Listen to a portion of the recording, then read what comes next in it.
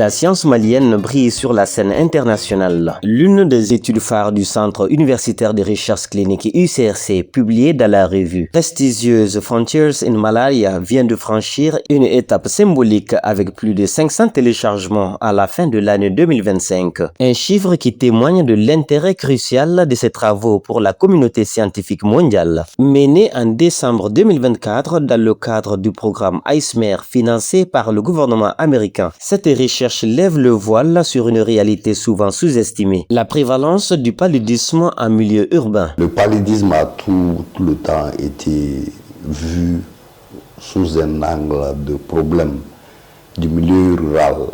Cependant, ces dernières années, le paludisme en milieu urbain devient de plus en plus d'actualité. Et ceci par les données d'abord.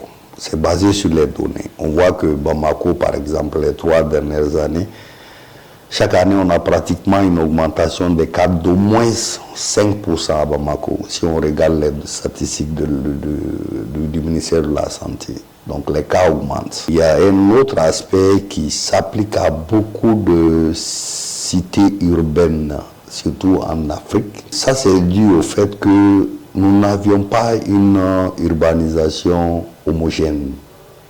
Et nos villes dites urbaines présentent souvent des aspects assez hétérogènes qui vont de l'urbain jusqu'au rural.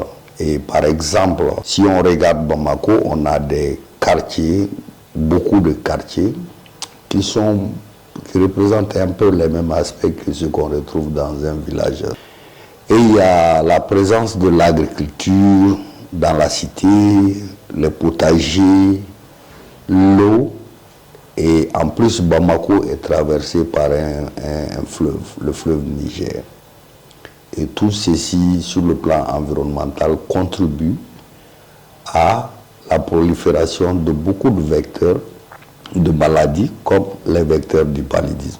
Pour obtenir ces données, les chercheurs ont croisé les statistiques nationales des centres de santé communautaires CSCOM avec des enquêtes directes dans 12 écoles fondamentales de Bamako. On a récupéré les données de surveillance à partir des statistiques nationales de chaque CSCOM de Bamako et nous avions basé notre choix d'abord sur les CSCOM qui avaient des données complètes.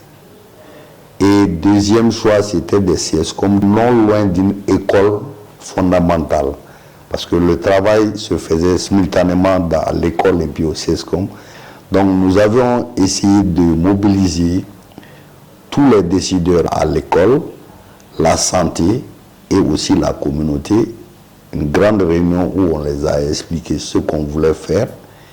Et à partir de là, nous avions aussi contacté les académies, les CAP et autres, et aussi demandé et obtenu l'implication des enseignants des écoles sélectionnées. Comprendre la transmission résiduelle, particulièrement pendant la saison de faible transmission, est la clé pour briser la chaîne de contamination. C'est des enfants de 6 à 13 ans, donc il fallait faire une sélection de telle sorte que toutes les tranches d'âge soient représentées dans l'échantillon.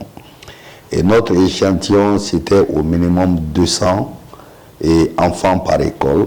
Et les parents ont été informés à travers des lettres pour les expliquer et pour avoir leur consentement, pour leur autorisation pour les enfants qui sont des mineurs.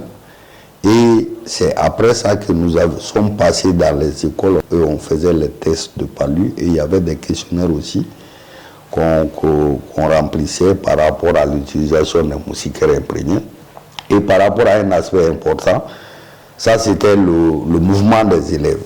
On est parti de 0% jusqu'à 30% de prévalence. On a eu des prévalences les plus élevées le long du fleuve Niger et en périphérie. Pour en savoir davantage sur ces travaux et découvrir l'intégralité des résultats, rendez-vous sur le site officiel de l'UCRC.